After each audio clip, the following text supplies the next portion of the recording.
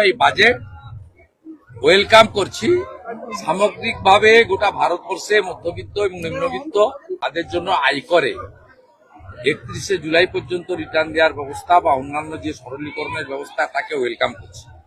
Cancer, diabetes, blood sugar সহ অন্যান্য কিছু ব্যাধি আছে যেটা সংক্রামিত হচ্ছে প্রচুর মানুষের মধ্যে, তার ওষুধের দাম কমানোর ব্যবস্থা করা হয়েছে এবং কৃষকদের জন্য সারে ভর্তুকি সহ পিএম কিষাণ সম্মান নিধির বরাদ্দ বৃদ্ধি সহ নানা স্কিম দেওয়া হয়েছে এবং প্রত্যেকটি স্বনির্ভর গোষ্ঠীতে লাখপতি দিদি বানানোর কর্মসূচিকে বাজেটে অন্তর্ভুক্ত করে নারী সশক্তিকরণের কথাও বলা হয়েছে।